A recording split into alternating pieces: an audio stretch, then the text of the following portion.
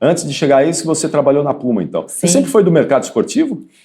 Não, comecei com a Puma nesse mercado esportivo. Antes eu morava na Califórnia, fazia outras coisas, mas sempre relacionado com vendas, com marketing, com pesquisa. Aí, quando eu entrei na Puma, foi quando eu me mudei aqui para o Brasil, né? Para São Paulo. Foi o começo dessa jornada nesse mundo esportivo, né? 13 anos é muito tempo, né? Bastante tempo. Você veio dos Estados Unidos para o Brasil para trabalhar na Puma. Isso. Ficou 13 anos na Puma. Aí depois eu tive um ano de transição sabático entre Puma e ASICS. E aí mergulhei 100% nesse mundo de inovação, ecossistemas de inovação, de startups. Aí virei mentora de programas de aceleração de startups, que foi muito legal isso para mim. Porque conheci pessoas diferentes, né? Que até hoje eu continuo sendo mentora de algumas dessas plataformas de aceleração. E bebo dessa fonte, né, até hoje. E aí depois eu entrei na ASICS, em 2019. Falando de startup, você acha que a gente já passou esse boom das startups ou isso ainda está muito presente? Aí tem espaço ainda para startups, aqui no Brasil principalmente, Constança? Eu acho que sim, globalmente acho que esse mundo das startups relacionado com wellness, com esporte, ainda você vê novidades, você vê coisas interessantes. A própria ASICS está sempre de olho, tem um braço da ASICS, que é ASICS Ventures, que está sempre olhando para apostar em alguma ou que outra startup, né? A mais recente, tem várias, né? Todo ano aparece uma notícia sobre alguma parceria ou algum joint venture com alguma startup. Uma das mais recentes a ASICS é uma que chama Run Concierge, que é basicamente isso, um concierge de corrida que te ajuda com tudo relacionado com o que você precisa para... Geralmente é porque você tem que viajar para um outro país e participar de uma prova. Sim. Então, mas tem várias outras, né? Então, acho que nesse mundo de wellness que ainda está no momento de... Ainda está aquecido, né? Tudo isso começou depois da pandemia, né? A se acelerar muito, mas ainda está no momento interessante. Sim. Por falar em pandemia, dá para dizer que, falando um pouquinho de corrida agora, pré-pandemia e pós-pandemia, a corrida teve uma modificação, teve um boom aí, a pandemia foi um divisor para a gente ver essa explosão que nós estamos vendo da corrida hoje no mundo? Com certeza. A gente viu isso nos números, nos resultados do mercado, não só da ASICS, né? O mercado como um todo. E as pessoas estavam esperando para entender se isso ia diminuir ou se ia se sustentar e continuar crescendo. E a gente vê os números das pesquisas, a gente acompanha, que isso continuou e se fortaleceu ainda mais, né? Então, acho que recentemente teve toda essa onda mais da parte social da corrida também, que no Brasil é muito forte, de qualquer forma já. Então, acho que é uma coisa que não acho que vai diminuir. Sim. Né? A tendência é aumentar, exatamente porque a pandemia serviu exatamente para isso, para as pessoas perceberem que a relação com o exercício, o esporte, tem um fortalecimento da questão da saúde. Se a gente for enfrentar uma outra pandemia aí amanhã, ou ano que vem, ou quando quer que seja, porque os cientistas são unânimes em afirmar que a gente vai enfrentar uma outra, só não sabemos quando, né? As pessoas acho que estão mais preparadas do ponto de vista físico para poder enfrentar isso, né, Constância? Acho que essa é uma pegada aí que a pandemia não tem nada de positivo, mas se a gente puder tirar alguma coisa de positivo de uma pandemia, acho que é isso, né? O legado de fazer com que as pessoas percebam que o exercício tem um poder para um enfrentamento menos duro de uma pandemia, né? Eu acho, e nesse sentido, eu acho que a proposta e a filosofia de fundação da ASICS foi muito importante, né? Porque a gente não fala só dos benefícios para o corpo, mas também os benefícios para a mente. Sim. E a gente precisou muito disso, né? Muito. Durante a pandemia e pós-pandemia. E continuamos precisando, né? Mente sã e corpo são, né? Sim. Que é o mantra da ASICS, né? Sim. Aliás, Constância, qual é o tamanho do mercado da ASICS, o Brasil, na proporção global? Como é que o Brasil está inserido hoje para a ASICS no mundo, hein? Sim.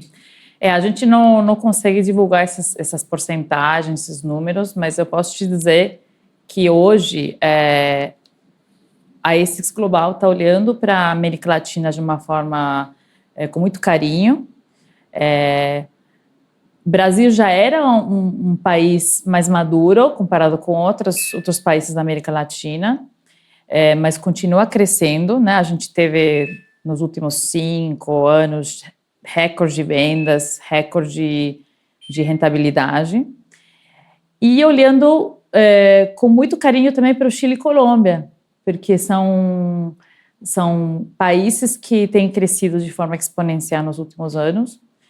E isso vai continuar também para os próximos anos. Então, a corrida lá também está super em alta. A gente tem abrido, não só no Brasil, mas também nesses outros países, a gente abriu bastante loja nos últimos anos. E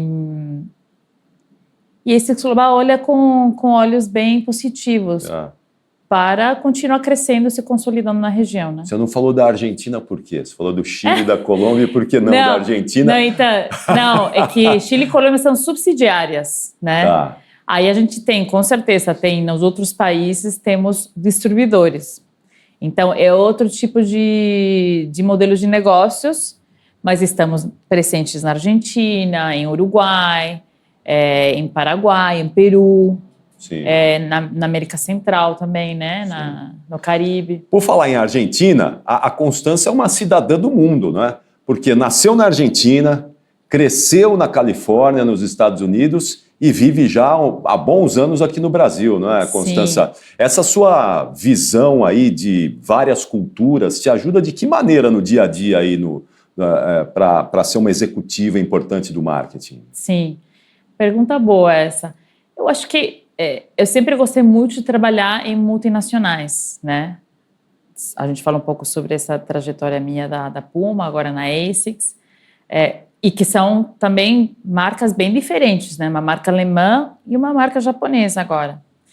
Mas, de qualquer forma, dentro dessa estrutura de uma multinacional, você tem pessoas de vários países, de várias origens, eu acho que esse background meu de ter transitado em várias culturas, vários países, tem me ajudado muito para eu conseguir ser bem-sucedida nesse sentido, né?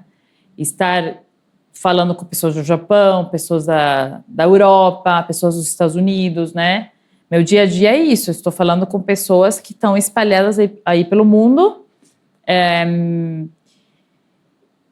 E ajuda muito, né? Saber que você precisa, obviamente, respeitar e aproveitar o que essa marca global está oferecendo em termos de diretrizes, campanhas e propósito, e você conseguir desdobrar isso colocando aí o tempero regional, o tempero local, para que você possa você possa criar uma relevância no teu mercado, né? Sim. Você falou da Puma, que é uma empresa alemã, e da ASICS, uma empresa japonesa. Qual que é a diferença de cultura das duas empresas? Como é que você enxerga isso? A cultura japonesa, a cultura germânica, para levar essas empresas adiante? Sim. Então, e aí você tem também, se você pode até comparar com as marcas dos Estados Unidos, né, que também é outra visão e outra perspectiva. Então, a gente percebe, a gente sabe que marcas japonesas, e aí especificamente a ASICS, essa parte de produto, de inovação, de melhoria contínua, de superioridade em produto é muito forte. Então, a ASICS sempre esteve muito preocupada e sempre investiu muito em pesquisa, né? A gente tem em Kobe, nosso Institute of Sport Science, né, onde a gente faz todas as nossas pesquisas, a gente leva atletas de elite, atletas amadores, a gente está constantemente ouvindo, né, os feedbacks dos consumidores para melhorar os nossos produtos. De vez em quando a gente consegue levar alguns embaixadores, alguns parceiros para conhecer o Instituto lá, inclusive agora, na Maratona de Tóquio, a gente levou alguns embaixadores, alguns clientes para lá para conhecer esse Instituto lá. Então, esse foco essa orientação para detalhes é muito forte. Sim. E aí, em contrapartida, se a gente compara talvez com uma marca europeia ou talvez até americana, a gente vê essa comparação de que antigamente essas marcas sempre eram muito fortes na parte de marketing, de storytelling, de narrativa. Então, o que tem acontecido na ASICS é que, como a gente tem tido mudanças também nas lideranças de marketing, inclusive, dentro da empresa, onde temos grupos um pouco mais diversos, né? Pessoas dos Estados Unidos, pessoas da Europa, né? Dentro dessas equipes que estão liderando toda essa parte de marketing, a gente vem aproveitando esse olhar mais de marca mesmo, para melhorar as nossas campanhas, para aprimorar o nosso storytelling.